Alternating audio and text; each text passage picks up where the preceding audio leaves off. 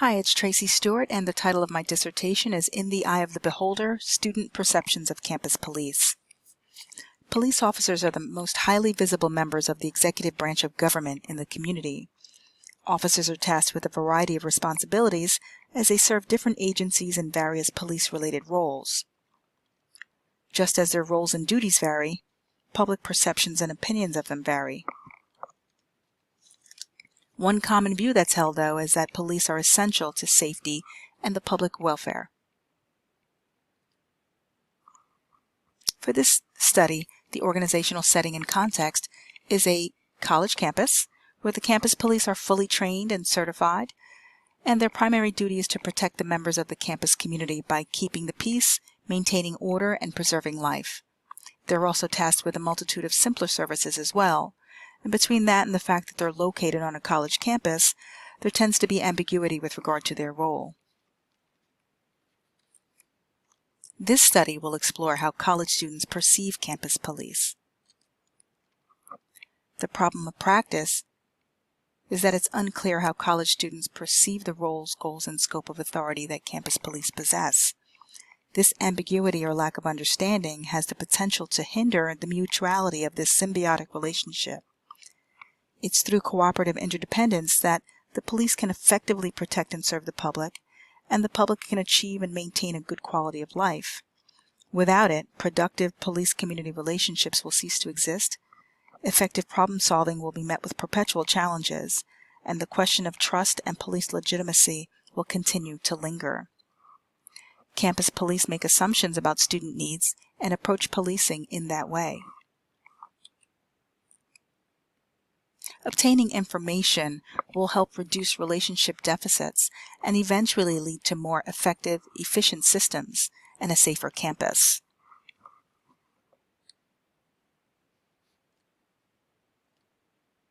So what's the purpose? The purpose is to gain insight into what college students think, why these perceptions exist, and what factors aided in the shaping of these views.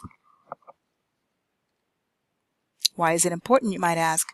Well, it's important because a clear understanding of students' perceptions will facilitate the development of an understanding of the barriers that may hinder the ability of campus police to effectively do their jobs, build positive relationships, and most importantly, keep the students safe.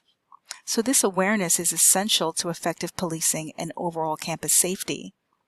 It'll lay the groundwork for evaluating approaches police use to engage the community.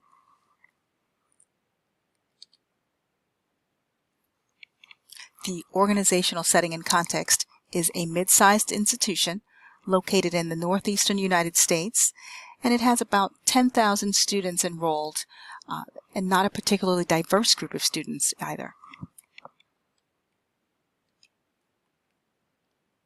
The student demographic breakdown, as you can see, it's primarily Caucasian.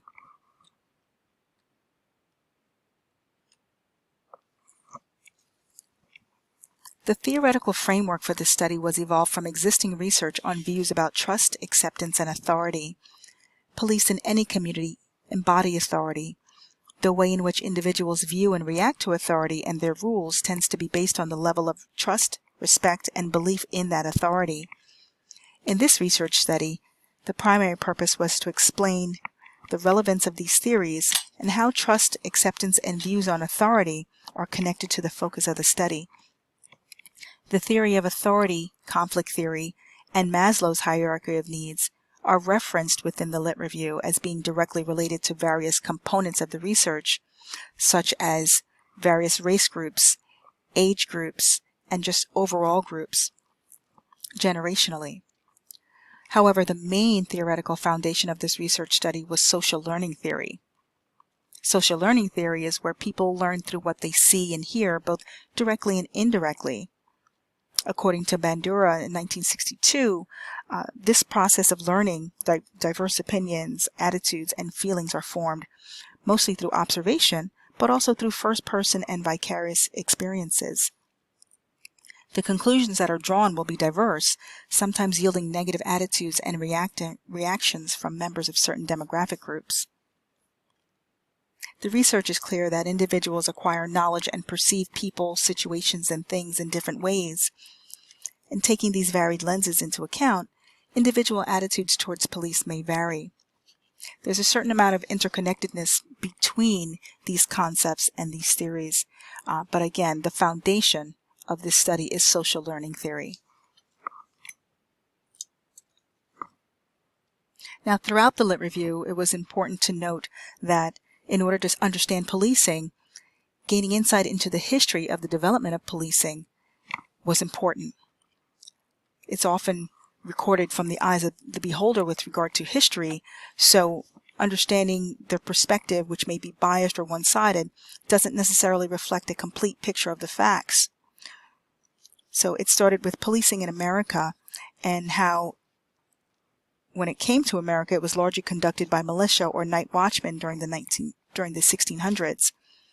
The early 1700s saw the formation of slave patrols to assist privileged hierarchy of slave owners maintain possession of their property and stay safe from potential revolt. So taking it back that far and then bringing it forward as to how it transitioned and developed and hopefully morphed helped to establish the concepts behind the theories. The research questions were, the first one was, what impressions of police did college students hold prior to entering college? The second was, what is the current state of relationships between campus police and students enrolled at a large public university? And then sub-questions, what are college students' perceptions of campus police as a resource? Do they feel protected by campus police? Do they feel there's transparency between them and police? And how do they categorize their interactions with campus police as generally cordial or more authority-based?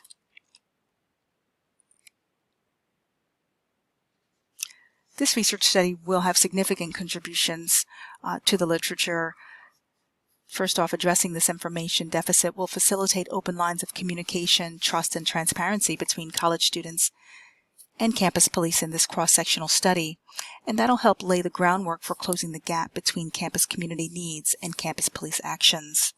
It'll also contribute to determining how these college students viewed police prior to college, since entering college, and some of the contributing factors as to these perceptions based on age, gender, race, and college educational level, as would be seen in Chapter 3 during the ANOVA analysis.